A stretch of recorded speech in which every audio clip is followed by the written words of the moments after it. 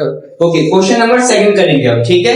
जो दूसरा क्वेश्चन है आपका, इसमें कहा गया आपसे कि ए बी समांतर है सीडी के, समांतर पैरेलल। ए बी जो रेखा है वो समांतर किसके है? सीडी के। बहुत अच्छी बात है, ये समांतर दिया है ना, तो हमें कंडीशन बहुत सारी यूज करता है। अब देखो, दो समांतर है तो मैं इसे क्या बोल सकता हूँ, ये रेखा हमारे लिए क्या होगी? तिर्यक रेखा कहलाएगी, ट्रांसवर्सल लाइन कह सकते हो। आप इसे भी ट्रांसवर्सल लाइन कह सकते हो। समझ में आ रही है बातें? जब कभी भी आपको ऐसे दो लाइन रेखा दे दे और बोले कि ये क्या है? समांतर है, पैरेलल है, तो इन दोनों को टच करने वाली कोई भी लाइन होगी, कोई भी रेखा खंड ही क्यों ना हो, चाहे वो ऐसे हो, ये ट्रांसवर्सल होता है, तिरछी रेखा होती है, या सीधे गिरी हो वो भी ट्रांसवर्सल ही है। ठीक है, याद रखना इन चीजों को। या पूरी ऐसे जाए तो ट्रांसवर्सल है। समझ में आ गया? इनका हम यूज करेंगे इस चीजों का। और पैरेलल कंडीशन देता तो बहुत अच्छी बात होती है, हमें क्वेश्चन में आंसर निकालने में आसानी होती है। ठीक है, कुछ चीजें देख लेते हैं क्या क्या एंगल्स। हमें ये भी कहा है कि जो EF है वो क्या है? लंब है, परपेंडिकुलर है, किस पर? CD पर। मतलब ये वाला कोण हो गया तुम्हारा 90 डिग्री। यहां तक समझ में आ गया? एक चीज और दिया है कि GED, ये जो पूरा एंगल है, ये पूरा एंगल है आपका 126 डिग्री। कितना है? 126 डिग्री। ठीक है, क्या क्या फाइंड करना है वो देखते हैं। एंगल AGE, ये वाला एंगल फाइंड करना है। और देखते हैं GEF, GEF तो ऊपर चला गया ना, ये छोटा सा एंगल है, ये भी फाइंड करना है। देखो, ये फाइंड करना है, ये छोटा सा एंगल है, ये फाइंड करना है ना। और FGE, अरे वाह, बहुत बढ़िया, ये भी निकालना है। चलो, ये दो एंगल को पास वाले दे दिया। आप देख रहे हो, जी क्या है? ए बी पर एक पॉइंट है, और इन दोनों को मिला के दो लीटर पेड़ बनेगा, मतलब एक निकलेगा दूसरा आराम से निकल जाएगा। ओके, ये वाला भी देख लेते हैं। देखो, अब ध्यान देना, अगर हम इस चीज को फॉलो करें, यहाँ पर हमारे पास यहां से यहां तक ये पूरा कोण कितना है? 126 है, और कितना? 90 है। तो भाई इस पूरे में से इतना घटाओगे तो यही तो बच जाएगा। समझ में आ रही है ये बात? अगर देखो, मैंने कहा ये पूरा 126 है, फिर मैंने कहा ये तो 90 है, बताओ ये छोटे वाला एंगल कितना है? तो पूरे एंगल में से इस 90 को माइनस करते तो एंगल आ जाएगा ना।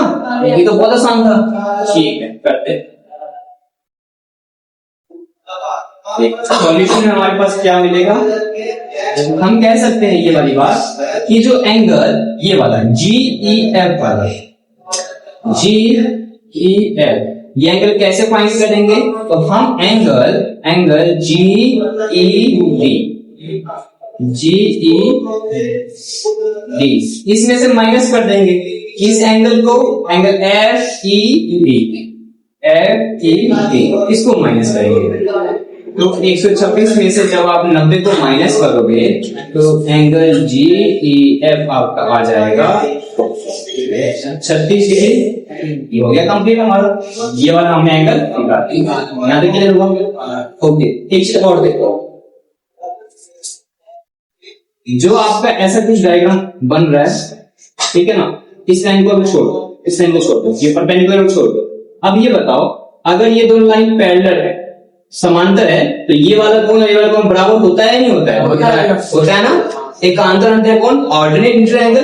तो बहुत बढ़िया, तो आपका एंगल जो ये वाला है AGE वाला, AGE, वो किसके बराबर होगा? वो बराबर होगा GED के होगा, है ना। GED के बराबर होगा। इसी को बोलते हैं एकांतर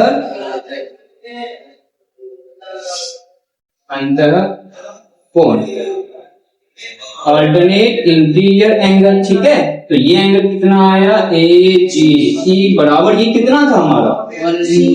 GED 126 था ना, ये भी 126 होगा। तो हमने ये फाइंड कर लिया, ये भी निकाल लिया। और अब निकालना आसान है ना ये वाला, क्योंकि ये पॉइंट क्या है? रेखीय को लीनियर पेयर वाला कंडीशन बनवाएगा ना आराम से। एंगल AGE प्लस एंगल ये वाला लो FGE बराबर 180, लीनियर पेयर है ना, लीनियर पेयर, ऐसे बोलते हैं हिंदी में रेखीय रेखिक, ठीक है। ये एंगल हमने फाइंड किया है, हाँ भाई ये रहा 126, ये हमें निकालना है। एफ जी बराबर 180। ओके, इसको इधर भेजते हैं माइनस में, तो एंगल एफ जी ई बराबर 180, ये इस साइड आया माइनस, तो माइनस करते हैं 26, 30 और 50, 80 हो गया ना, यही आएगा 54 डिग्री, ठीक है।